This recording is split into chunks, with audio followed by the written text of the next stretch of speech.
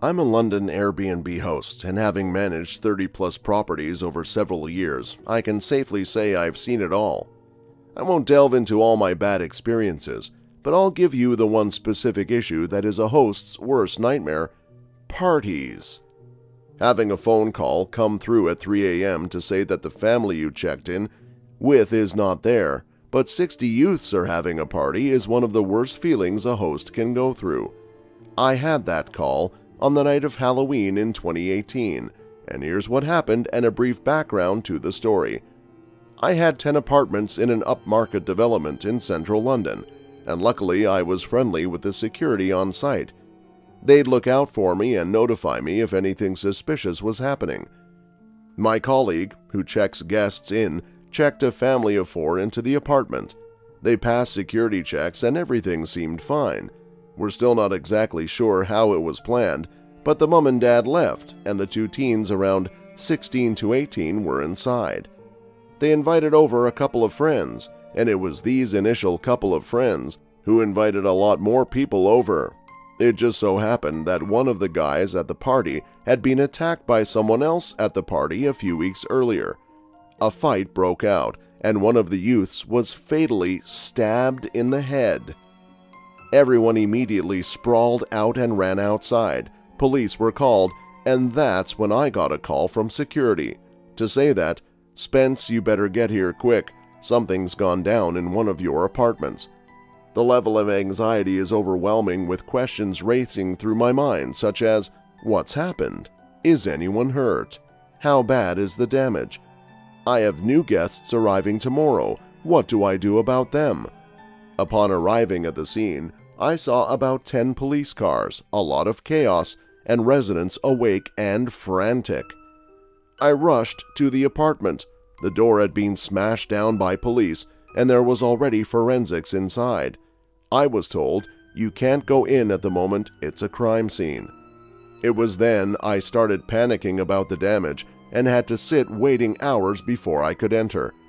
Eventually, it was 1 p.m. and I entered, and here are some photos I took.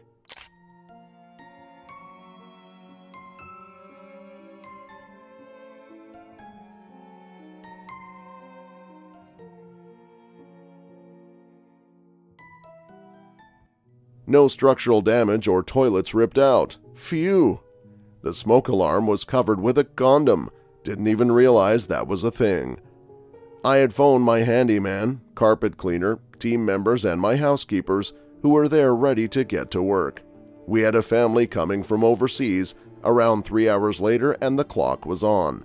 This is what the carpets looked like after. Needless to say, we completely turned it around, including replacing a broken front door, and the next family had no idea what had just taken place. It was a horrible, saddening experience that taught me many lessons which I am pleased I can draw from this. My brother, whom I work with, said my stepping up and dealing with the whole situation was one of his proudest moments of me. Now when I check in guests, I always say, "If you're going to have a party, please invite me." I have a house that I rent out by the room, only during the week. Back then, I would rent a room for 1 night. Now I have a 2-night minimum. A quiet, almost somber gentleman rented out the front room. I'll call him Roger. He was about 30 to 35 years old. This matters. His profile indicated that he lived in town or was from my town. Someone who lives in my town is a red flag to me, especially after this. He showed up with a very young-looking man. The room was booked for only 1 person, and now my rules are that I insist on knowing the first name and age of every guest, even visitors, even those not staying overnight. Well, I thought this young man was Roger's son, just visiting him. Maybe Roger was getting a divorce and needed a short-term rental, and his son was going to spend the day with him but go home at night. I mean, the room only had a queen-size bed and no place else to sleep, so the younger guy had to go home, right? Well, later that night, I was over at the property with a few friends, doing some painting outside. We came in and heard lots and lots of sexual noises coming from that room. At the time, we did have a nervous laugh. But when it went on for 3+ hours, I got furious. So I knocked on his door and told Roger that his guest could not stay overnight. Roger and his guest slunk down the stairs, and yes, it was Roger and the young-looking man from earlier.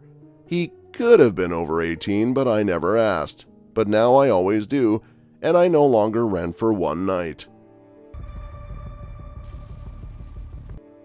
It's 4 a.m.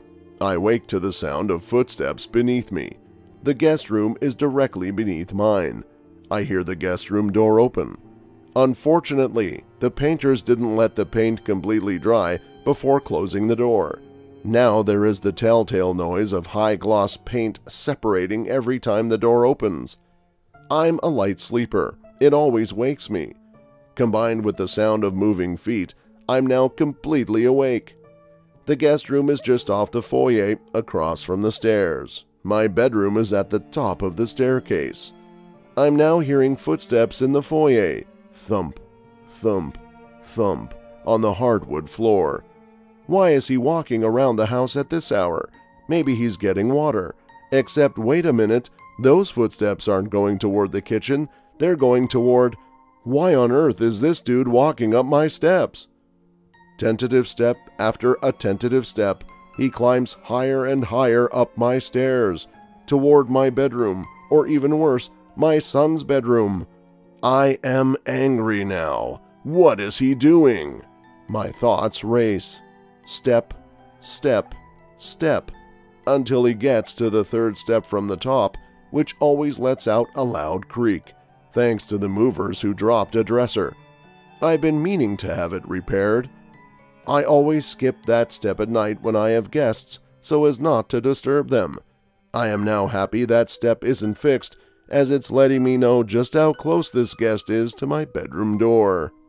Just as I throw my covers off, my door slowly swings open. He's a tall, dark silhouette, looming ominously on the threshold. He enters. He turns and ever so quietly grabs the doorknob and begins to shut my door. I jolt out of my bed. I'm on 2 feet and screaming, "What are you doing in my bedroom?" No response. "What are you doing in here?" No response. I am livid. "What are you doing in my bedroom? Guests are not supposed to be upstairs." He mumbles something unintelligible. "Get out! Go back downstairs now!" He mumbles and quickly opens the door back up and breezes to the other side. This time he shuts the door from outside the bedroom. I'm still inside yelling at him. I'm not done. I grab my doorknob to yank it back open. Only I can't open my door. He's holding it from the other side. We play tug of war for what seemed an endless game, but was only maybe 5 seconds. He lets go. The door swings open. I yell that I cannot have anyone in my house who does not obey house rules. The listing says no upstairs access. He mumbles something as he walks downstairs. "Go back to your room." I've just realized my chest is heaving. My heart is pounding. My breathing is labored. I'm truly shaken. He completes his descent down the steps. I race over to my son's room. The commotion on the landing has interrupted his sleep. He asks me what the guest was doing in our upstairs. "Are you okay, Mom?" My first job is always to protect him, to always be strong for him. I tell him I'm fine, and that the guest is back in the guest room, downstairs. I sit on his bed and wait for him to doze back off. I hear the guest room door close. I hear the toilet flush. Then I hear my phone vibrate. That's weird. I never get texts at this hour. I walk back across the landing to my room, wondering how such a bizarre turn of events happened. This man could have been coming to kill me, rape me, tie me up, or do any number of things. Who knows? Why on earth are you renting your spare room, Brittany? I ask myself. I look at my phone to find this text. Sleepwalking, eh? I'm not sure I believe that 100%. The following afternoon, the incident is still rubbing me the wrong way. He's here 2 more nights. I decided to call Airbnb and report the matter.